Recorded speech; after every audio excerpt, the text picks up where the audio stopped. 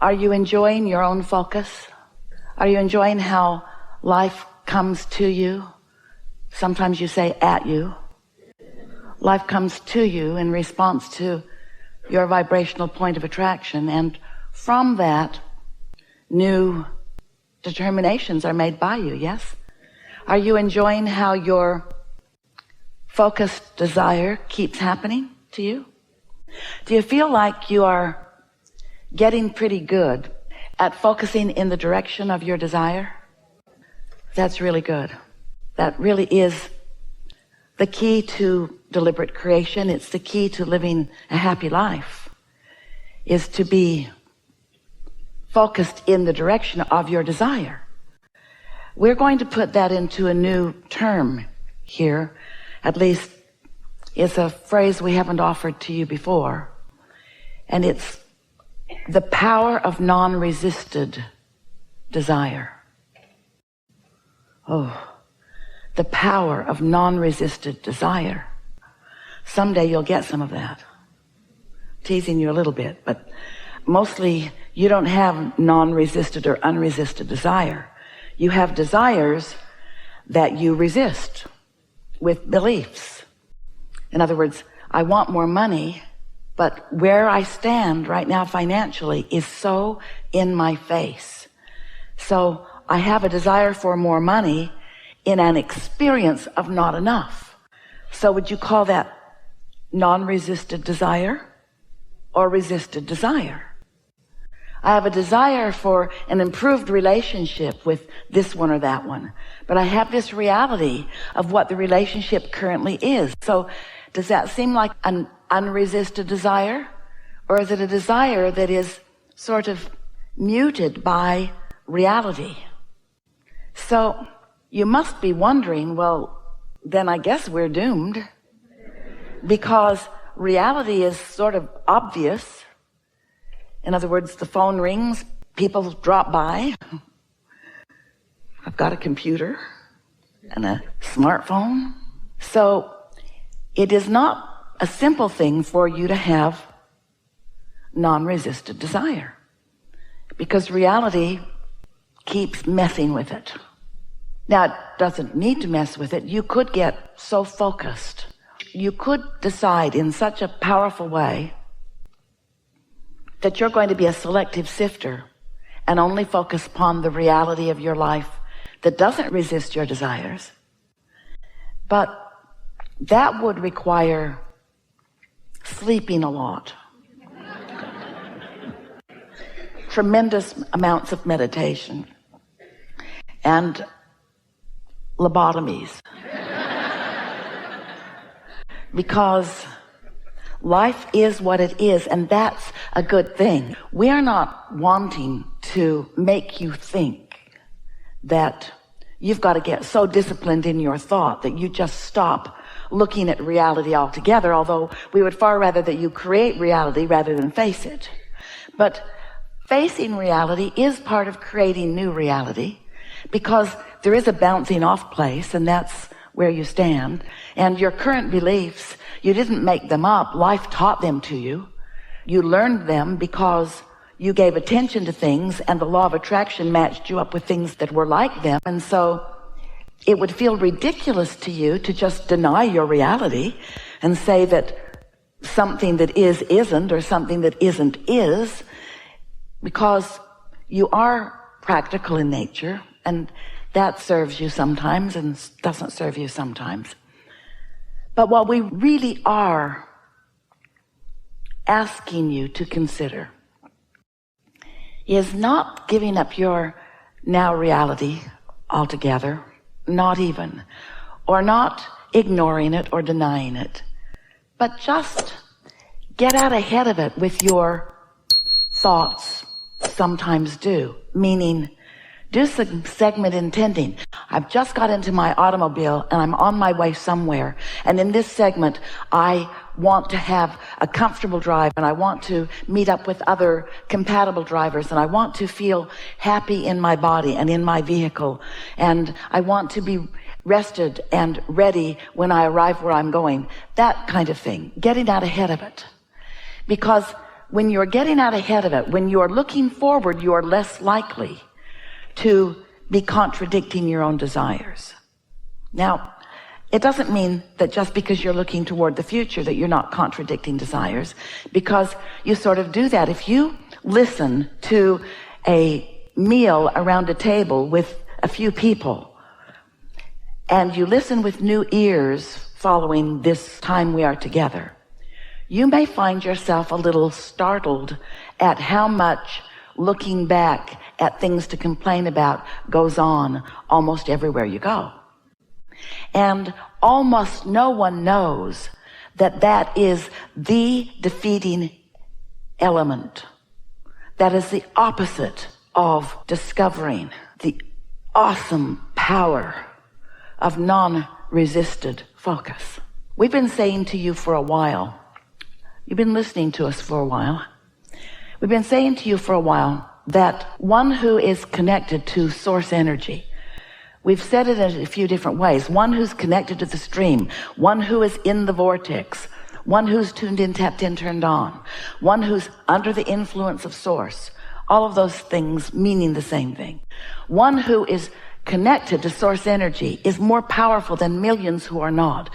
That is a non-resisted thought, and we want you to discover for yourself the power of non-resisted thought, because we love you so much, you just hardly ever do it.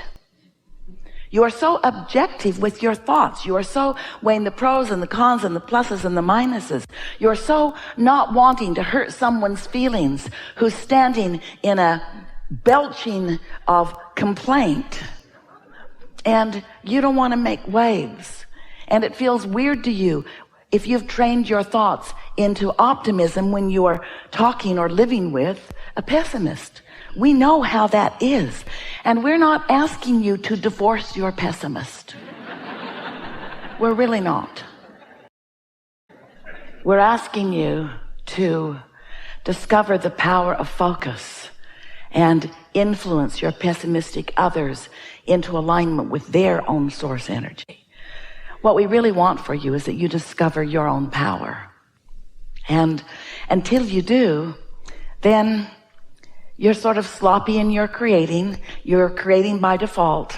And then you make up stuff about how it works, because you innately know that things should be going well for you. And when they're not, then you come to flawed conclusions like it's not fair when it always is, or like you're not blessed when you always are, or like you're not good when you absolutely are, or like you're not deserving when you certainly are, or like somebody else is taking advantage when that cannot be.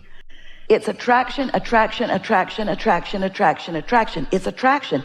It is attraction. It's attraction. It's attraction. It's attraction. It's only attraction. There is no assertion. Therefore, our yelling does not help. It's attraction. It's only attraction. It's only attraction. And you've got to figure out what your point of attraction is. But here's the thing. You are more than this physical body. You are this physical body, and this physical body matters. And you, in this personality that you know as you, is an extension of source energy. And that source energy of which you are an extension is alive and current in your experience, and also has a point of attraction. We call that your inner being. You can call it whatever you want to, but you are an extension of it, and that which you are an extension of is pure positive energy. That which you are an extension of is undiluted, non-resistant focus. So when you in your physicalness are living a moment in time, and you clearly know what you don't want because it felt awful when you lived it, in that moment you launch an equivalent rocket of desire. That experience, which was unpleasant to you, was a clarifying moment. And in its clarification, you launched a rocket of desire, which this non-physical, undiluted, non-resistant, pure positive energy, powerful part of you received and focused upon.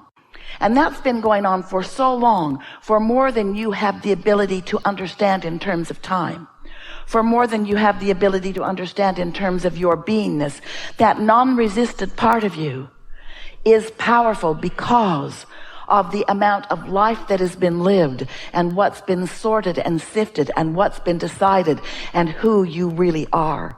And when you hook up with that part of you, you have the same power. The energy that creates worlds flows through your focus.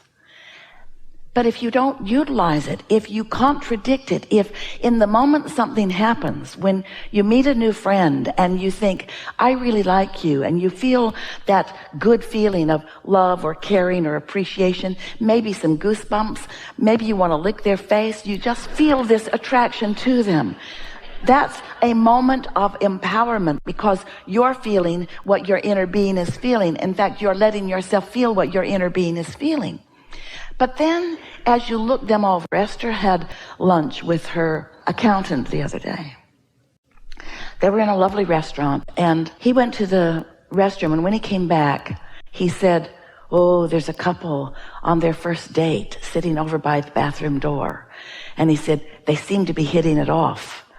And Esther said, I hope they don't tell each other about each other. Because she's heard us say, you get together, you're all bright and shiny, you're all tuned in, tapped in, turned on, you're in your power, you're glowing bright, you're giving the best of yourself to the other, you're seeing the best in the other, and then you say that human thing, tell me about yourself. And so about half an hour later, Esther went to the bathroom, and it was not a pretty sight. Oh, they were getting along. Neither one of them had their inner being along for the ride at that point. She was explaining about her last relationship. And he was looking on.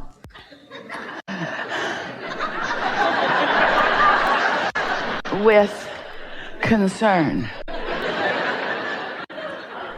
And so, if you find a thought and it feels good to you, identify it, isolate it, and try to maintain the vibrational equivalency on it as long as you can. So when you start with the premise that when you are connected to who you really are, you are powerful. So let's just use that as the basis from which we move forward. And now we want to say to you that what you give your attention to is what you're attracting into your experience. And now we want to say something to you, and you will remember it all of this day, that the difference, the only difference worth talking about between the non-physical you that we described as your inner being, who is aware of you at all times and with you in every moment, and you, the only difference between the two of you that we really want you to remember forever is that your inner being does not look back. Your inner being just keeps being the forward-most version of you. Not looking back in any justification, in any comparison, in any defense, just bees this wonderful culmination of life, looking forward to. Now, here's where you come in. You're in your body and you're exposed to contrast. That's a good thing. Doesn't feel so good sometimes to you, but it is a good thing. So as you're exposed to this contrast, knowing what you don't want, and therefore knowing what you do want, whether you can speak it or not, and launching these rockets of desire, you are creating a vibrational reality. And the reason we call it a vibrational reality is because it takes a little bit of time for those thoughts to turn to things. It's a vibrational reality that is perfection by your choices, because you put all of the ingredients, all of the elements of it forward, and they've been collected by the law of attraction. They are in what we are calling a vibrational reality. This is a vibrational reality that is so real that we named it the Vortex, wrote 2 books about it. We want you to accept the realness of this, and we want you to know that your inner being is there with all of that. We want you to know that when you tune into that the impulse, and then the next, and then the next, and then the next will come.